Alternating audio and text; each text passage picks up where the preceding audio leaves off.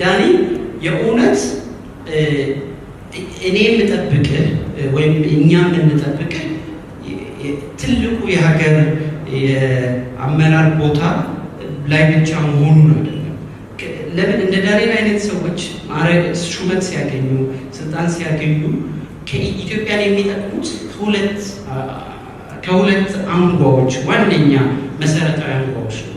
አንደኛው ከስልጣን ከወረዱ በኋላ እኔ ዳኒ የክቡር ጠቅላይ ሚኒስትሩ አማካሪ ዳኒ ኢትዮጵያን በሁለት ያገለግላል ብዬ እመኛለሁ፣ ወይም እየሆነ ነው ብዬ እገምታለሁ። አንደኛው አሁን እየሆነ ነው፣ አሁን እያማከረ ነው፣ አሁን በጎ ነገር እያሳየ ነው። ያስታውቃል። የዳንኤልን ሀሳብ ማሽተት፣ ማየት፣ ማዳመጥ አያቅተንም። እኔ አያቅተኝም፣ እናንተም አያቅታችሁ። ሁለተኛውና ዋነኛው ኢትዮጵያ ከእነዚህ 20 እና 30 ዓመታት ያጣችው ክፍተት ከስልጣን በኋላ ሰዎች መጻፍ በኢትዮጵያ ፖለቲካ ውስጥ ትልቅ ተጽዕኖ ፈጣሪ ነው። የጠቅላይ ሚኒስትሩ የቅርብ ሰው ነው ይባልለታል። የፖሊሲ አማካሪውም ጭምር ነው። ዲያቆን ዳንኤል ክብረት አሁን ባልተጠበቀ ሰዓት ድንገት ሳይታሰብ ከስልጣን የመነሳቱ ዜና ተሰምቷል። ይህ ድንገተኛ የተባለው ከስልጣን መነሳት ከጀርባው ምን ምስጢር ይዟል? በቤተ መንግስቱ ላይ ምን አዲስ ነገርን ያስመለክተናል? በወቅታዊ የሀገሪቱ ፖለቲካ ላይስ ምን አዲስ ለውጥ ይዞልን ይመጣ ይሆን? በመረጃችን በዝርዝር ተሰሙታላችሁ።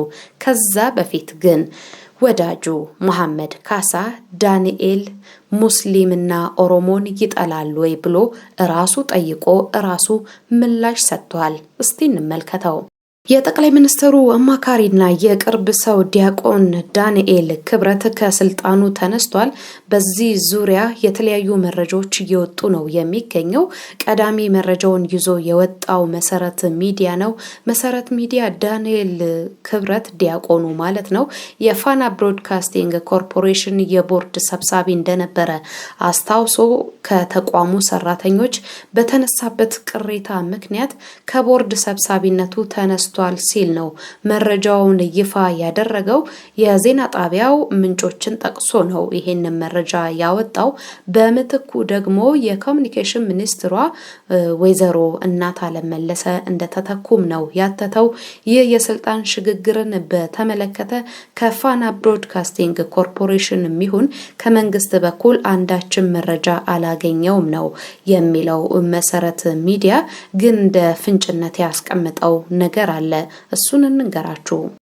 ዲያቆን ዳንኤል ክብረት ከስልጣኑ እንዲነሳ ያደረገው ከተቋሙ አንጋፋ ጋዜጠኞች ጋር የገባበት አለመግባባት እንደሆነ እየተነገረ ይገኛል።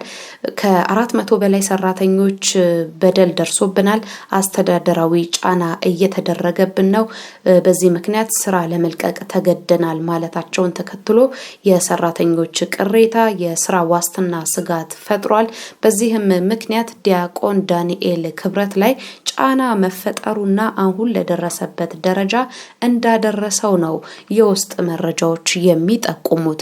ለመሆኑ ዲያቆን ዳንኤል ክብረት ወደ ፋና ብሮድካስቲንግ ኮርፖሬት የሚዲያ ቦርድ አባልነት ከመምጣቱ በፊት የብልጽግና እጩ መሆኑ ታውቆ ነበረ። ከዛ በፊት የግል ተወዳዳሪ ሆኖ መምጣቱ ይታወቃል። የብልጽግና እጩ ሆኖ የመጣበት ምክንያትንም ሲዘረዝር ነበረ። የጠቅላይ ሚኒስትሩ የማህበራዊ ጉዳዮች አማካሪ ነው ሙዓዘ ጥበባት ዲያቆን ዳንኤል ክብረት የብልጽግና ፓርቲ እጩ ሆኖ በቀረበበት ምክንያቶች ተብለው የተጠቀሱ በርካታ ጉዳዮች አሉ። በአዲስ አበባ ዩኒቨርሲቲ ፕሬዝዳንት ዶክተር ሳሙኤል ክፍሬ ከውድድሩ ራሳቸውን ማግለላቸውን ተከትሎ ዲያቆን ዳንኤል ክብረት እዚህ ቦታ ላይ እንዲመጣ ግድ ሆኗል። የአዲስ አበባ ዩኒቨርሲቲ ፕሬዝዳንቱ ከውድድሩ ራሳቸውን ያገለሉበት ምክንያት ሲጠየቁ በግል ምክንያት እንደሆነ ቢገልጹም ዝርዝር ጉዳዮቹ አልወጡም። ከዛ በኋላ ግን ዲያቆን ዳንኤል ክብረት በእርሳቸው ቦታ ተተክቶ ለእጩነት መቅረቡ ታውቋል። ከሳምንት በኋላ በሚደረገው ውድድር ላይም ዲያቆን ዳንኤል ክብረት የብልጽግና ፓርቲን ወክሎ ይወዳደራል። በነገራችን ላይ ዲያቆን ዳንኤል ክብረት ደራሲ ነው፣ ጠቅላይ ሚኒስትር ነው፣ የማህበራዊ ጉዳዮች አማካሪም ጭምር ነው።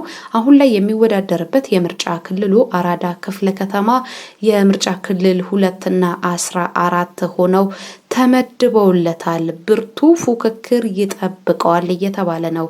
ሰሞነኛው ከስልጣን የመነሳቱ ጉዳይ የፖለቲካ እንቅስቃሴው ላይ ተጽዕኖ ያሳድርበት ይሆን? እንመለከተዋለን። የጠቅላይ ሚኒስትሩ የማህበራዊ ዘርፍ አማካሪ የሆነው ዲያቆን ዳንኤል ክብረት ከፋና ብሮድካስቲንግ ኮርፖሬሽን የቦርድ ሰብሳቢነቱ እንደተነሳ እኛም በተደጋጋሚ ነግረናቸዋል። እሱን የተካችው ደግሞ የኮሚኒኬሽን ሚኒስትሯ ወይዘሮ እናታለም መለሰ ነች። ይሁን እንጂ ይሄንን የተሰማው የስልጣን ሽግግር መባረርን በተመለከተ እስካሁን ድረስ ከፋና አካባቢ የወጣ ነገር የለም። ይህ ድንገተኛ እርምጃ ምናልባትም የዲያቆን ዳንኤል ክብረት ቀጣይ የፖለቲካ እንቅስቃሴ ላይ በራሱ ተጽዕኖ ሊፈጥርበት እንደሚችል ነው ብዙዎች እየተናገሩ የሚገኙት።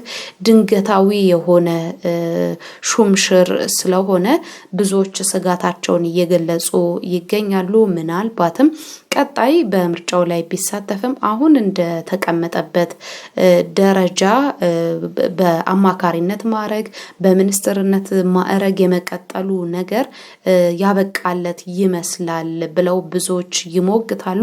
በነገራችን ላይ ዲያቆን ዳንኤል ክብረት ቀደም ሲል በግል ተወዳዳሪ በነበረበት ጊዜ ሙሉ ጊዜውን ለስነ ጽሁፍ ስራዎች የሚሰጥ የተለያዩ ማህበራዊ ጉዳዮች ላይ እየተገኘ ለምሳሌ የስነ ጽሁፍ ምሽቶች ላይ እየተገኘ በነፃነት የሚንቀሳቀስ ሰው ነው። ወደ ፖለቲካው ከመጣ ግን ይሄ የአደባባይነት ሰው ባህሪውን እንዳጠፋበትና ሙሉ በሙሉ ወደ ፖለቲካው እንዳዘነበለ ብዙዎች ይመሰክራሉ። ሰው አልሆነም ብለው ነው ብዙዎች የሚናገሩት። እናንተስ ምን ትላላችሁ? ሐሳባችሁን አጋሩን። እኛ ግን ከዲያቆን ዳንኤል ክብረት ጋር የተያዙ ጉዳዮችን መንገራችንን እንቀጥላለን። ዲያቆን ዳንኤል ክብረት በኢትዮጵያ ታሪክ ውስጥ በዘርፉ በተለያየ መንገድ ይታወቃል። ጸሐፊነቱን የሚያውቋሉ፣ ተመራማሪነቱን የሚመሰክሩለታሉ፣ ሰባኪነቱን በህዝብ ዘንድ ደግሞ ተጽዕኖ ፈጣሪ ነው የሚሉ ብዙዎች አሉ። ትምህርትና መንፈሳዊ ህይወቱን በተመለከተ በኢትዮጵያ ኦርቶዶክስ ተዋሕዶ ቤተክርስቲያን ውስጥ ያደገ ሰው ነው። ከድቁና ጀምሮ በተለያየ ማዕረጎች የመማር የማስተማር እድሉንም አግኝቷል። በቤተክርስቲያኗ መንፈሳዊ ኮሌጆች ጭምር ዘመናዊ ትምህርትን በታሪክና በስነ ጽሁፍ አዋዶ የመማር እድሉ ነበረው። ከዛ በኋላ የብሎግ ጽሁፎች ላይ ነው የተሰማራው። የዳንኤል ክብረት እይታዎች የሚል ትልልቅ ጽሁፎችን አስነብበዋል። በማህበራዊ በፖለቲካው በታሪክ ዘንድ የሚታወቁ ጽሁፎችን በማስነበብ ይታወቃል። የዛን ጊዜ ነው ስሙን መትከል የቻለው። በመጽሐፍ ረገድ ያለውን አበርክቶ ስንመለከት በቤተክርስቲያን ታሪክ በቅዱሳን ገድላት በምሳሌያዊ ታሪካዊ እንዲሁም በማህበራዊ ህይወት ዙሪያ የተጻፉ ከ20 በላይ መጽሐፎችን ደርሶ ማሳተም የቻለ ሰው ነው። ጽሁፎቹ ውስብስብ ያልሆኑ ታሪካዊ ጉዳዮችን የሚያነሱ ለአንባቢ በቀላል አማርኛና ዘይቤ ለንባብ መብቃታቸው ደግሞ ለዲያቆን ዳንኤል ክብረት እውቅናን ችሮታል። ከዛ በኋላ ያለፈው ወደ ማህበራዊ ጉዳዮችና ወደ ፖለቲካው ነው ያመራው። እሱን ደግሞ እንመልከት። የዲያቆን ዳንኤል ክብረት የፖለቲካ ተሳትፎን ስንመለከት የግል ተወዳዳሪ ሆኖ በመምጣት ነው የታወቀው። ከዛ በኋላ ጠቅላይ ሚኒስትር አብይ አህመድ 2010 ላይ ማለትም እንደ ፈረንጆቹ ዘመን አቆጣጠር 2018 ላይ ወደ ስልጣን ከመጡ በኋላ ዲያቆን ዳንኤል ክብረት የማህበራዊ ጉዳዮች አማካሪ ሆነው ወደ ስልጣኑ መምጣት ችሏል። ከዛ በኋላ በ2013 በተካሄደው በስድስተኛው አጠቃላይ ምርጫ አዲስ አበባ ከተማን በመወከል በግል ተወዳዳሪነት ወደ ምክር ቤት መግባት ቻለ። የሪዮት ዓለምና የትርክት ግንባታ ላይም ትልቅ ሀገራዊ አበርክቶ አለው ሲሉ በተለይ ከብልጽግና ፓርቲ አካባቢ ያሉ ሰዎች ይመሰክሩለታል። በተለይ ሀገራዊ አንድነት ላይ የተቋማት ሪፎርም ላይ የተመለከቱ ጽሁፎችን ደጋግሞ በመጻፍና ከጠቅላይ ሚኒስትሩ ጎን በመሆን የተለያዩ ቪዲዮዎችን በመስራት በብልጽግና ቤት ካሉ የፖለቲካ ሰዎች ግንባር ቀደሙ ነው ብለው እሱን የሚያሞካሹት አሉ። ሀገራዊ አንድነትን፣ የኢትዮጵያ ታሪክ አንድነትን፣ የባህልና የጋራ እሴቶችን የተመለከቱ ጽሁፎችን፣ ንግግሮችን በማቅረብ ይታወቃል። የብሔርተኝነት ትርክትንም በመሞገት የሚታወቅ ሰው ነው። ሌላው እንደ ብሔራዊ ቤተ መንግስትን የመሰሉ ቤተ መዛግብትን የመሰሉ ተቋማት ላይ የቦርድ ሰብሳቢ ሆኖ መምጣትም የቻለ ሰው ነው። ደጋፊዎቹ የኢትዮጵያ ታሪክን ጠንቅቆ የሚያውቅ ለሀገር አንድነት የሚያስፈልግ የዚህ ዘመን ብልህ አማካሪ ሲሉ ያሞካሹታል። በሌላ በኩል የሚተቹት ደግሞ በተለይ በሰሜኑ የኢትዮጵያ ጦርነት ወቅት ላይ የተከተለው መንገድ ከሱ የማይጠበቅ ነው ሲሉ ያው እንትን ይሉታል፣ ይተቹታል። እናንተ ምን ትላላችሁ? የዲያቆን ዳንኤል ክብረትን ጽሁፎች አንብባችሁ ያደጋችሁ አሁን ፖለቲካዊ እንቅስቃሴው ላይ ሲታተፍ ያለውን አካሄድ እየገመገማችሁ ያላችሁ ምን ትላላችሁ? ዛሬ ከስልጣን ተነስቷል። ይህንን መረጃ መሰረት አድርገን እንዲነገርናችሁ አበቃን።